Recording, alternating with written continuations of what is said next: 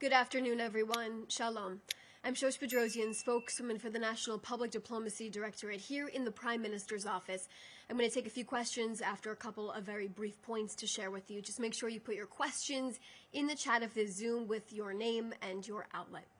It is Tuesday, October 21st, and today is day 746 since our hostages were kidnapped into Gaza and Hamas launched this brutal war on Israel. Last night, the remains of one of our hostages returned back to Israel after it was transferred to the hands of the IDF inside of Gaza, and a military ceremony took place in the presence of an IDF rabbi. The casket was brought straight to the Forensic Institute for identification. The remains have been identified as Sergeant Major Tal Chaimi, who leaves behind his wife and his 4 children. Tal lived on kibbutz near Yitzhak and was a commander of the emergency response team there. On the morning of October 7th, Tal joined the response team to defend his community, and he fought against dozens of terrorists at the gate for hours. Tal was murdered that morning, and his body was kidnapped into the Gaza Strip. Tal was one of hundreds of heroes from that tragic morning who put his life on the line to defend his community. May his memory be a blessing. 33 of our hostages have returned home so far under this framework brought forth by Prime Minister Netanyahu and President Trump, with the release of 20 of our living hostages and the remains of 13 of our deceased hostages. It's been 8 days, and what was supposed to be the release of all of our hostages at one time has not come to fruition. This was a commitment that was made under the first phase of this plan by all parties, but Hamas has not upheld their side of the agreement. We are demanding the release of our remaining 15 deceased hostages that are still in captivity. Prime Minister Netanyahu reiterated these words in the Knesset yesterday, that Israel is committed to bringing them all back home, every last one of them, and he explained these are not empty words. This is a promise he made from day one of this war, and it's a promise he will see through until the end. The Prime Minister is continuing to hear the stories of survival from our returned living hostages. One of them recently from Rom Braslavsky, who was at the Nova Music Festival on that Saturday morning. Rom, who was working security at the festival, used his body to shield participants who were massacred on that day. He was kidnapped by terrorists into Gaza, with his captors repeatedly pressuring him to convert to Islam. The Prime Minister echoes the words of Rome, who looked his captors in the eyes and said, "I am a Jew, I am strong, I will not break." As Israel continues to uphold its side of the ceasefire plan after Hamas blatantly violated it by attacking us and killing 2 of our soldiers 2 days ago and crossing into our soldiers' yellow line position in Gaza, the Prime Minister said Hamas immediately felt the weight of Israel's hand after its series of airstrikes and hitting dozens of terror targets inside of the Gaza Strip.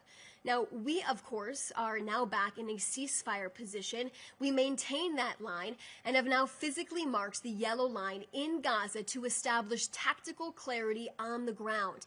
The IDF has marked the line with a concrete barrier with a pole painted yellow standing 3.5 meters high. The concrete barriers are being placed every 200 meters apart from each other. Prime Minister Netanyahu made it clear from the beginning, the ceasefire is not a license for Hamas to threaten us, and aggression against us has and will pay a very heavy price. We've had it with the breaches of the ceasefire. We will enforce it. Our heroic soldiers will defend us if a threat arises. Now, in coordination with President Trump, Hamas's military and governing power will be destroyed, as laid out in the 20-point plan. Now, let me fill you in on some of the details of Vice President J.D. Vance and Second Lady Usha Vance's visit here to Israel. They've officially arrived here about midday Israel time. The Prime Minister is hosting an official welcome ceremony event at the Prime Minister's office in Jerusalem around 10 a.m. tomorrow morning. Now, after that, a personal meeting will take place between the Prime Minister and Vice President Vance. And following that, their teams will also meet. The Prime Minister is scheduled to meet with the Vice President to discuss mainly two things: the security challenges before us and the political opportunities that lie ahead. The Prime Minister says together, with the tightest ever bond between Jerusalem and the White House and between the Prime Minister and President Trump, they will face the challenges against us that our nations face and unite to maximize opportunities for peace with our neighbors, both in our neighborhood and further afield. Together, and the policy of the Prime Minister is that peace is made through strength, not weakness. Israel is stronger than ever today, and so is our renewed partnership with the United States and President Trump, which has never been closer and tighter than what it is today. The Prime Minister and his team also met with the head of Egyptian intelligence today here in Jerusalem. They discussed advancing President Trump's framework, Israel-Egypt relations, and strengthening the peace between the two countries, and additional regional issues as well. It is also Prime Minister Netanyahu's birthday today, so we want to wish him a very happy birthday. And to see a raw, unfiltered, and personal side of the Prime Minister, we want you to follow our new Instagram account at PM Press Office.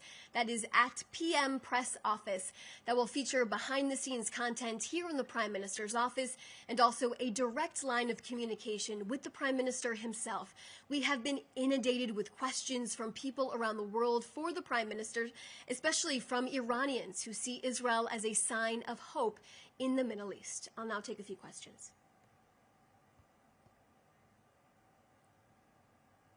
So the first question, Lior Soroka from the Washington Post. Can you please confirm that Witkoff and Kushner held meetings yesterday with the head of Israeli military intelligence and the head of the IDF's planning directorate? Thank you. How I can answer that is just to confirm to you that Special Envoy Steve Witkoff and Jared Kushner met with the Prime Minister here yesterday. The next question from David Clements from the News Forum in Canada. Prime Minister Carney has said that Canada is prepared to arrest Netanyahu if he were to travel to Canada. Does the PMO have a response? We believe that Prime Minister Carney should, of course, reconsider this and welcome Prime Minister Netanyahu, the leader of the only Jewish state and democratic country here in the Middle East, to Canada, if that were to ever happen. The recognition of a Palestinian state is a reward and it's a prize for terrorism. The Prime Minister has said this since countries decided to recognize it a few weeks ago. That has only poured fuel on an anti-Semitic fire in Canada. This is Joel Polik from Breitbart News. The New York Times says that J.D. Vance is coming to Israel to make sure that the Netanyahu government does not vacate the ceasefire. The Qatari regime blames Israel for violations of the ceasefire over the last few days. Can you respond to this? So what I can tell you, Joel, is that the relationship between the United States and Israel has never been stronger before. This is where we are at. Because of this deal, which was put forward by Prime Minister Netanyahu, and of course with the help, the enormous help from President Trump, this is why we are here. The United States and Israel are working in full coordination together to make sure that all sides are upholding this ceasefire. Israel is doing their part. We are waiting for Hamas to do theirs. Like we've said the last few days, Hamas violated the ceasefire by attacking our soldiers, killing 2 of them in Rafah just the other day. We want the bodies of our 15 hostages back, and that is what we are working to make sure it gets done here.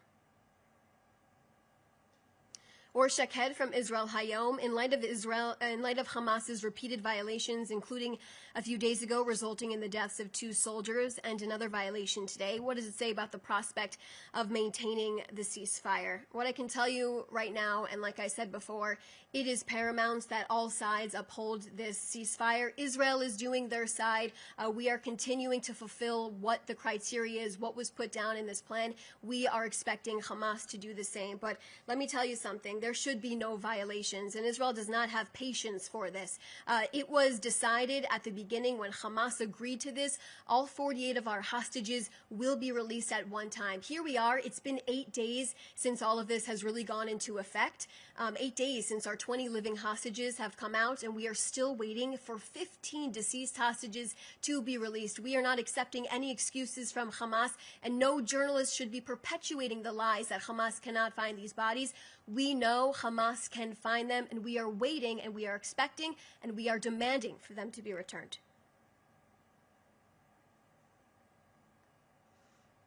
This is from Claire Duhamel from France 24. Will Rafah border crossing reopen tomorrow?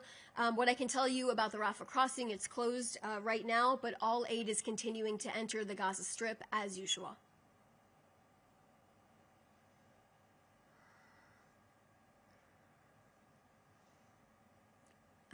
This is from the Financial Times. Hi, can you comment on broad reporting in Israeli press and U.S. press that U.S. Vice President has been dispatched by Donald Trump to ensure that Prime Minister Netanyahu remains committed to the ceasefire and the remaining negotiations to bring the war to a complete end. Like I said before, the Prime Minister is beyond committed. He's the one that helped this plan come to fruition. Let's not forget that, of course, with the help from President Trump. And this coordination between the two of them, between the two countries, is ongoing every single day.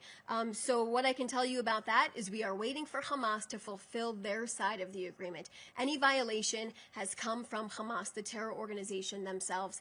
But the partnership between the United States and Israel right now has never been stronger. And I will reiterate my words. We are in full coordination with the United States, and we welcome Vice President Vance.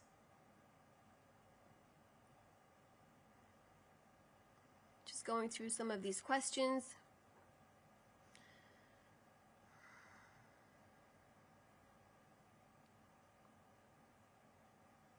I'm not sure what the outlet is. I believe it's Phoenix TV.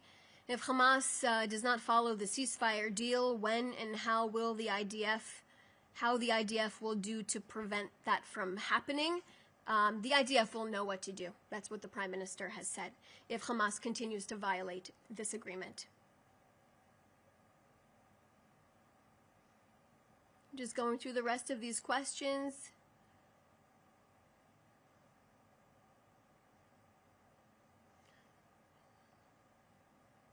Aaron Schachter, PRX, GBH The World. How does Israel plan to deal with the genocide court cases?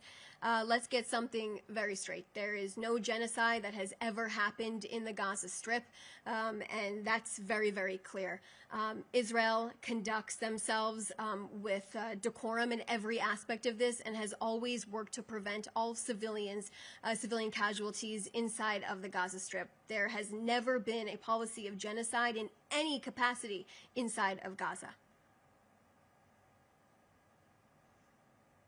This is from Nikkei, Japanese newspaper.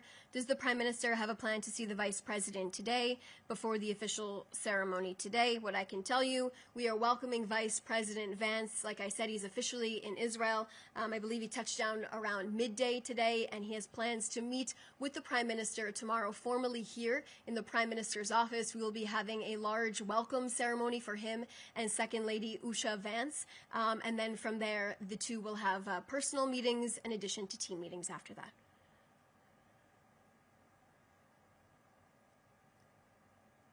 James Marlowe, freelance broadcast journalist. Has any progress been made on those Gazan families expressing a wish to leave the Strip for a new life? And can you reveal any country willing to cooperate? Israel wants to make sure that people in Gaza, of course, can have the life that they want. And that's where we're at, is following the 20-point plan. And to make sure that all parties are following that 20-point plan, the first step and the first phase of this is to get all of our hostages out. We are waiting for the release of 15 of our hostages, but also the 20-point plan lays out exactly what will take place, which is the demilitarization of the Gaza Strip, making sure that Hamas has no part in the governance of Gaza ever again, and that the Gaza Strip does not pose a threat to the state of Israel in the future. This is Jean Malta. Will there be a press conference tomorrow by J.D. Vance and Netanyahu, please? I don't have the exact details on the schedule right now. Those are all the questions I see at this point in time. Thank you for everyone who joined us.